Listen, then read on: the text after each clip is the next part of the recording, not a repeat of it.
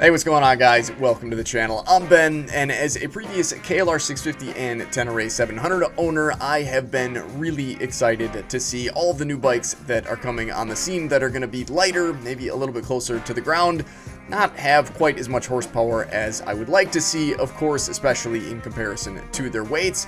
But I think it is important that we are seeing bikes from CF Moto and KTM like the Ibex 450 and 390 Adventure R that really seem to be a little bit more off-road oriented than anything that we've seen from the Japanese manufacturers. And I know there are bikes like the CRF 300 Rally and the Versys 300X that do boast, well, a lot of off-road ability, maybe not so much on, and then maybe a little bit too much on-road ability and not near enough off. But none of them have really had enough horsepower or torque that they've really interested me, because I'm somebody that needs to ride, well, at least an hour to get to any decent trails. So I want something that is just as fun on the road as it is off. So that's why I was really excited to see this article here on motorcycle.com from Dennis Chung about a small to medium-sized parallel twin adventure bike. We've never seen anything like this from a Japanese manufacturer. Wait, KLE 500. What the is that? So again, I would definitely recommend you guys check out Dennis Chung's article on motorcycle.com about this display. Essentially, it seems like this is all we're getting for now. It is literally just a teaser. I'm not sure how long this dude that was standing on this bike was actually in there, or if this is a mannequin. I guess I hope it was a mannequin. But either way, it seems like just the front half of this bike is poking out. So there's not a whole lot of information there, but the front end does tell us quite a bit about this bike, so let's take a closer look. So in the article, it mentions that this is a 21-inch front with what looks to be a dual piston Nissan caliper here, and I believe the same exact tires that are on the KLR, unless they just look similar. I guess maybe that is something else. I'm not sure what tire that is. Anybody know? The obviously inverted forks here definitely look fairly sizable, meaning that this bike probably is meant to do a decent amount of off-roading. And I'm sure this bike isn't completed yet, but I would certainly want something to cover this radiator up from any of the rocks that will definitely still be getting spit up beyond this low fender here. There is maybe a hint of a skid plate down here, but of course everything else is just kind of inside of this display box. It definitely has some rally styling sort of poking out here. I believe you can almost see a handlebar here with maybe a guard on it. And you can't really see much of the engine, but we do have two pipes coming out here that kind of curve down and go to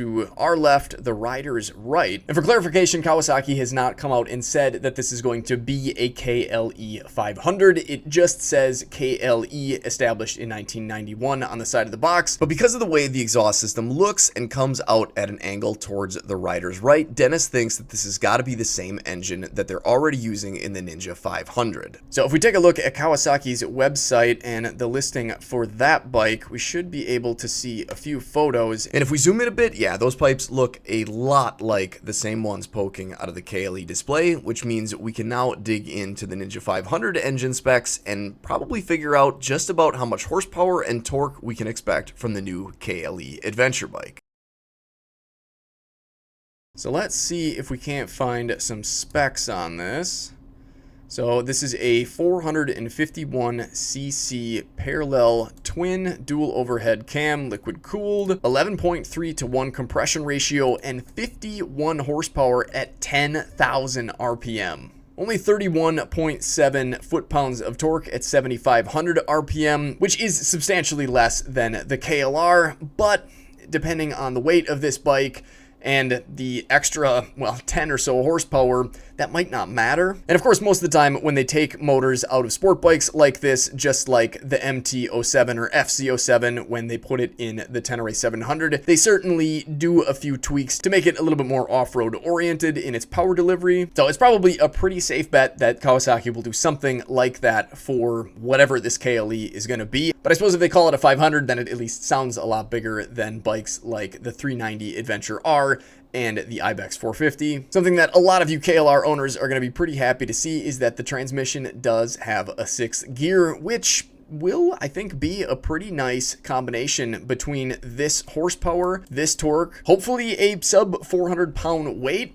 Man, this could be a really, really good option. Now, the rest of the Ninja 500 specs probably won't transfer over to the new KLE, and honestly, they may very well be using an entirely different frame, but because manufacturers like KTM have been reusing a lot of parts off of street bikes like the KTM 390 Duke for the new KTM 390 Adventure R, I think it is probably worth at least just going over them. Let's see what other info we can find here. Even though the Ninja 500 obviously does not have inverted forks on it, 41mm hydraulic telescopic forks with a travel of 4.7 inches. I think it's pretty safe to assume that this is more than 5 inches of travel. To me, that almost looks like 10 to 12, which really would be pretty nice. I don't exactly remember the specific numbers for suspension travel and ground clearance on the Versys 300X, but those were the main data points that I used to decide to, well, probably never buy one of those bikes. It just didn't seem like it was off-road oriented enough for my personal needs,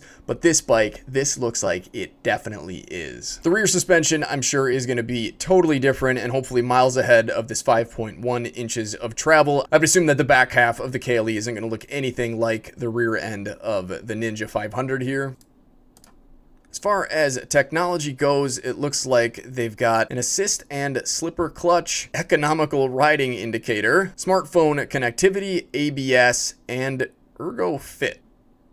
Now, the display here looks pretty old-fashioned. Of course, we have no way of knowing if this display is actually what's going to end up on the KLE. But if it does, my guess would be the smartphone connectivity here is going to be pretty basic. I know a lot of you guys like to just keep things simple, especially on a dual sport or adventure bike, but I personally kind of like the technology. I like being able to sort of connect my phone, my motorcycle, my Bluetooth headset, so I can take calls, adjust volumes, right, possibly from the controls on the handlebars, like the new Tenere 700 that I looked at a couple days ago is going to have. I've really been enjoying the giant screens that I've got on the XR and the DR ADV builds that I've been working on this season. It's so nice to have a giant screen in front of you that's well lit, easy to see things on, and I can connect my cell phone right to it, which means I can pull up apps like the Gaia GPS app that has all sorts of wood trails and county land borders, which is super helpful for the areas that I ride in. My guess is with the rally styling that we can see poking out and the slogan on the side of the box that this bike should definitely have a spot to put a GPS. So even if we can't get a map directly on the bike's screen, there at least hopefully should be a place for another one.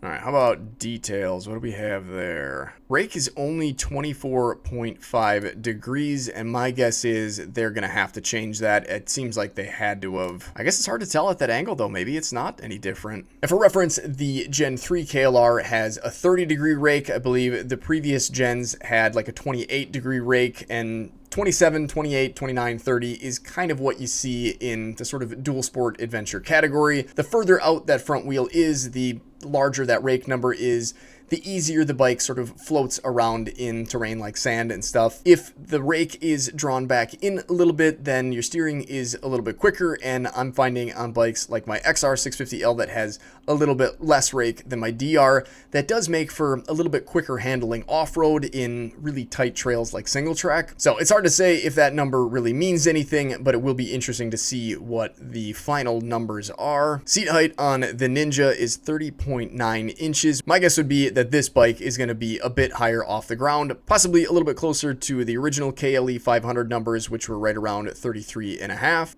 These numbers right here is what I was hoping to find in this section, though. The dry weight looks like it's going to be 344 pounds, and the wet weight is going to be 374.9. So my guess is, at the very least, if they're only going to be reusing the engine and transmission, that the KLE 500, whatever it's going to be, is probably going to weigh in wet somewhere right around 400 pounds. And if you guys are unfamiliar, wet weight or curb weight is the same thing. It essentially just means the bike is, well, possibly sitting out by the curb ready to go, meaning it has oil, brake fluid, antifreeze, and fuel, which is why the curb weight here is a bit heavier than the dry weight. And it looks like the fuel tank on the Ninja holds 3.7 gallons. And my guess is this isn't even the real fuel tank. I would assume that this is a piece of plastic covering the fuel tank. So it's hard to say whether the fuel capacity numbers mean anything. My guess would be probably not, unless they're somehow going to retrofit it, or unless they're using the same sort of front mainframe portion. Either way, though, if the fuel capacity ends up being running somewhere around that same 3.7 gallons, the bike would need to get upwards of 75 mpg before it could even come close to the range of its big brother, the KLR 650, with its 6-gallon tank and right around 50 to 55 mpg. So thanks for checking this KLE, whatever it's going to be, out with me today, guys. If you want to see more videos like this, don't be afraid to hit the subscribe button. Let me know down in the comments what you think of this bike, if you're excited about it. 50-some horsepower and this awesome styling that we can see peeking out of the front of the box here. Really, it should add up to a pretty darn good motorcycle. I think something that should, well, hopefully be more light and playful and better off-road than bikes like the KLR 650. I definitely enjoyed riding that motorcycle, but I think having something a little bit more powerful, a little bit smaller, and a little bit more off-road oriented is probably what most of you guys are wanting, just like I have been forever, ever since I started looking at dual sport motorcycles. So this is really exciting to see, and my guess is we'll start to see a lot more bikes like this from other manufacturers in the future. If you guys have any other video suggestions that you'd like to see, where we sort of take a deep dive into the information that we have, let me know down in the comment section. Thanks for watching. Take care, stay safe, stay swanky, get out there and enjoy this beautiful world God created any chance you get. And if you can't do that right now, here's more videos to check out in the meantime.